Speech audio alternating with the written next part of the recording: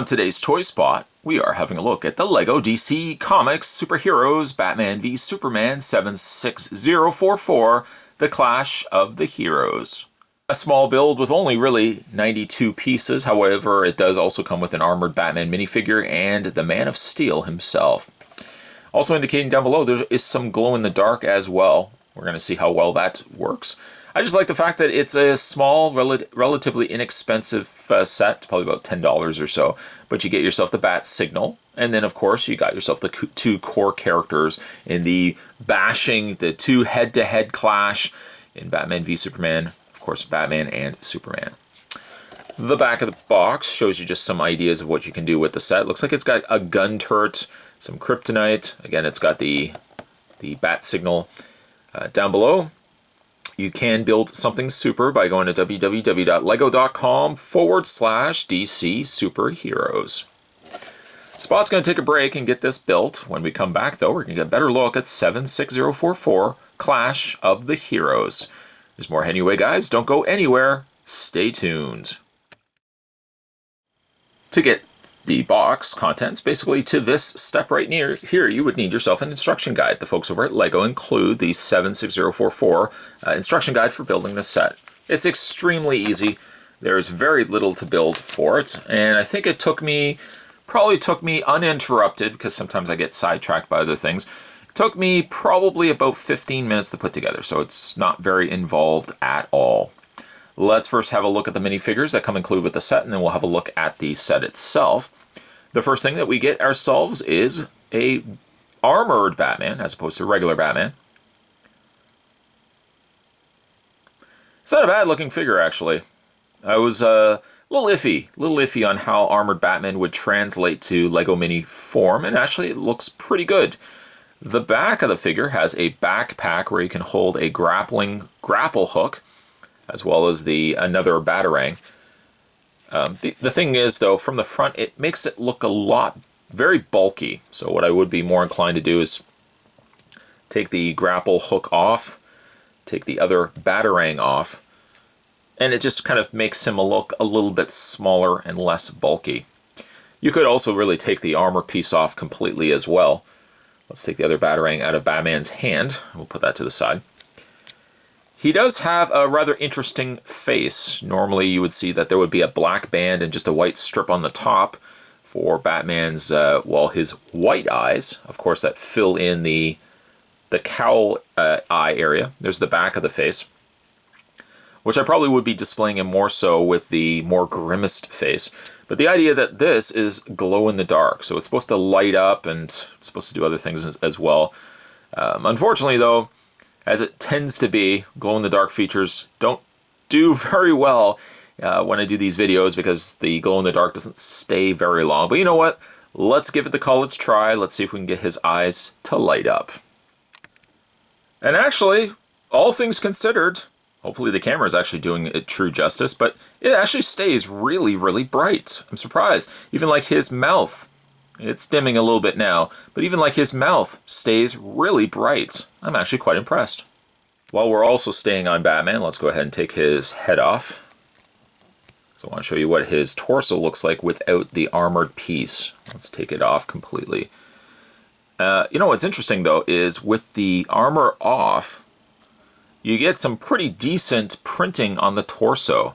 Something that almost gets lost, I'm afraid, by having the torso armor on top. That gives you an idea of what it looks like. It's not as bulky, no, but at least you get the Bat logo and other stuff going on there. Also, as a little comparison, let's compare it over to the other Batman here. It's interesting that his ears are higher than the regular Batman. I'm pretty sure, like armored Batman, his ears are the same height. Maybe I'm wrong. The same height as regular Batman. It's almost like they've reused an older Batman head sculpt. Cowl sculpt, I should say. I still love this Batman. This is probably my favorite Batman minifigure. So there is armored Batman. Let's go ahead and... It's also something to note, too, that his cape, instead of having the looped over cape, where you have a hole and a hole and you got to loop them over one another, it's actually just a singular hole.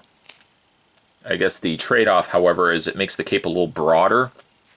Maybe that's the reasoning why they don't generally use this type of cape. Let's revisit Batman's head. There we go. And put the cowl back on. So there you have Armored Batman. Let's put him to the side.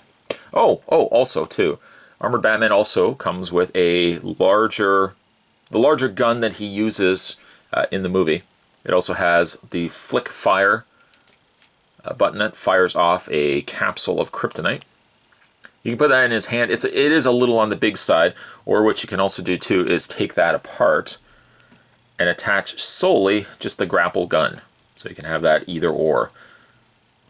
There you go. And then this other one you could just use as a regular gun if you want as well. So there is Armored Batman. Of course, now that he's got his gun, oh, he actually does stand. That's surprising. Moving along, let's have a look at the Man of Steel, Superman. It is pretty much the exact same Superman that we've gotten with other sets as well. Has the same, there we go, same back printing of reverse head printing, so you can use either or. If you already have this Superman, you could use this face as as maybe this set here, and then have the happier Superman in another set. Yes, something does seem different. Good eye. Superman also is standing on a clear stand. What does this stand do? Well, it does one of two things. It gives you the idea that Superman is flying. You can also kind of crouch it down as well if you want to crouch him down, if you want to have more of a flight mode. Put his arms out there too as well. Or what you can also do too, I'm a little iffy on this being clear plastic, but the idea is you're supposed to be able to also press it down almost like a bullfrog, like a little frog toy, and you can fling Superman. It's clever. It's a nice little gimmick that doesn't really affect the minifigure itself, so I like that. Just put that to the side. So there's your minifigures. There's two of them. Now let's have a look at the set itself, which is pretty much like a bat signal diorama. Now it does have a lot of other stuff to it. I find, to be honest, it's a little on the busy side. Yeah, you can have Batman with a gun turret, I guess, defending the bat signal. So like this little front section here does rotate, but as you can see, it only sits on one peg. One lone little Lego peg. So sometimes this does, when you move it, it does tend to want to pop off. And just put that back in there. There we go. These also can lift or raise and lower. Got some stairwells on the front there too. I'd probably be more inclined, to be honest, is take this off altogether. I just find it's too much. I also am not crazy that the bat signal is on the far side. I would have liked if the bat signal was actually in the middle. But I mean, it's Lego. You can easily just do that. You can switch them around to your heart's content. The bat signal, by the way, does rotate.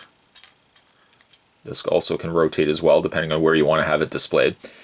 And, funny enough, the bat signal, there's a little tab on the section on the back here, can also fire out. Batman can literally fire the bat signal at Batman if he wants to. And then that just clips right back into place.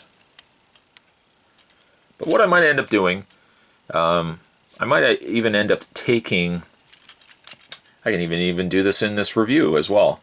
Let's see, take this off. I might be inclined to kind of put the bat signal in the middle. Yes, I know those aren't the proper instructions. Spot, you're breaking all the boundary rules here. You can't change the instructions for Lego, but you know what? I kind of like the bat signal more so in the middle. And then what I would do is kind of put Batman right here, taunting Superman. Some of the other things on this set, there is a crystal, kryptonite crystal on the top there. There is also, put that right there, there is also a little canister of kryptonite jewels. Just those singular Lego pieces. Be careful that those don't spill everywhere. They're small pieces, they'll get lost. You can just attach that right back onto there. A pretty good set. It's small, it's relatively inexpensive. Oh, and also, there's a little bit of sticker application right down there. A little control reading. And actually, it does have a picture of Superman there. which I find is kind of clever. Yeah, not a bad set. It's relatively inexpensive. It's got armored Batman, so if you really want an armored Batman minifigure, that's super cool. Plus, if you didn't get a chance to get, Superman in another set, you can get this set as well. And you get really Batman and Superman. Literally, like Batman v Superman could be happening right there in this set. Not crazy that the bat signal is over there, but it's Lego. In your imagination, you can do whatever you want. My imagination has me moving the bat signal to the middle, but again, you can do whatever you want. Today's Toy Spot, we were having a look at 76044 from the DC Comics Superheroes. And we're looking today at, I think this was the Clash of the Heroes. I think that was it, Clash of the Heroes. Stay tuned, guys. Spot's going to have more Toy Spots heading your way. As always, thanks for watching. See you next time.